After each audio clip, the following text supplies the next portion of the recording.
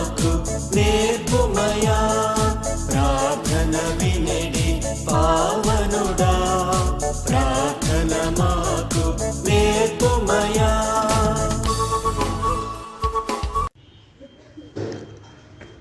యేసుతో అనుదినం శిష్యత్వంలో ఎదుగుట, ప్రార్థన మూలాలను వెతుకు పట్టుకుందాం. కేవలం అడగండి చదివి ధ్యానించడానికి మత్తయి 7:7-12 వరకు. అడుగుడి మీకు ఇవ్వబడును, వెదకుడి మీకు దొరుకును, తట్టుడి మీకు తీయబడును.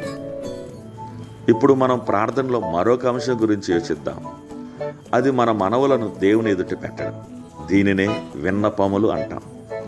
మన వాక్య భాగంలో చూసినట్లయితే ప్రభు అయిన యేసు మనకు కావలసిన వాటిని తండ్రిని అడగవలసిందిగా ప్రోత్సహిస్తున్నాడు. ఒకవేళ యేసు ఈ విషయాన్ని మనకు తెలిపి ఉండకపోతే మనము మన వ్యక్తిగత అవసరాల గురించి దేవుణ్ణి అడగడానికి సందేహించేవాళ్ళం. పైగా ఆయనకు మన అవసరతలన్నీ తెలుసు గనుక ఆయనకు మనవ చేయడం అనవసరమని, మనకు ఏది శ్రేష్టమైనదో ఆయనకు ముందే తెలుసు గనుక ఆయనకు ఇష్టమైనప్పుడు ఆయనే ఇస్తాడని చెప్పే వాళ్ళతో ఏకీభవించి ఉండేవాళ్ళం.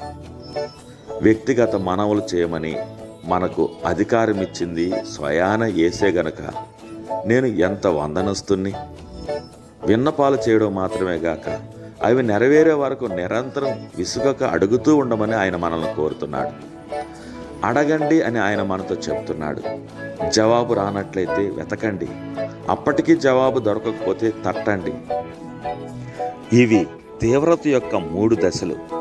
మనము విపరీతమైన సమస్యలను ఎదుర్కొంటున్నప్పుడు మన హృదయాలు పూర్తిగా ఆతృతతో నిండిపోయి ఉంటాయి. మీరు ఇప్పుడు అలాంటి సమస్యలోనే ఉండవచ్చు. అలాంటి సమయంలో దేవుని సహాయం చేయమని అడగడాన్ని మనం ఆపలేం. అప్పుడు మనలో ఉన్న ఆతృతను తొలగించి శాంతితో మన హృదయాలను నింపమని దేవుని ప్రార్థించాలి. అలాంటి గడిలో దేవుడు మన ఎడల మౌనంగా ఉండలేడు. అవసరంలో ఉన్న తన బిడ్డలు మొరపెట్టుచుండగా ఆయన ఎల్లప్పుడూ చెవియొక్కి వింటాడు.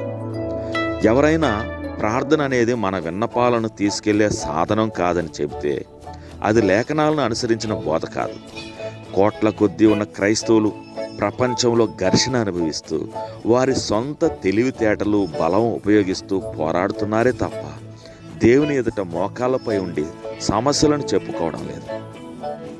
అపోస్తలుడైన యాకోబు మనకి ఈ విధంగా చెప్తున్నాడు, మీరు ఆశించుతున్నారు కానీ మీకు దొరకట్లేదు, దేవుని అడగనందున మీకేమీ దొరకదు. యాకోబు 4:2. మరీ అంత స్వతంత్రత కలిగిన వారిలా ఉండొద్దు. దేవుని అడగండి. తండ్రి, ప్రార్థనలో ఈ అంశాన్ని బట్టి నేను ఎంత కృతజ్ఞత కలిగి ఉన్నాను. నేను మరీ స్వతంత్రంగా వ్యవహరించకుండా నీ మీద ఎక్కువ ఆధారపడిన వాడుగా నన్ను ఉండని. నీ మీద, అంతం లేని నీ సమృద్ధి మీద ఆధారపడిన వాడుగా ఉండని. ప్రభు అయిన యేసు నామమున కోరుతున్నాను తండ్రి. ఆమేన్.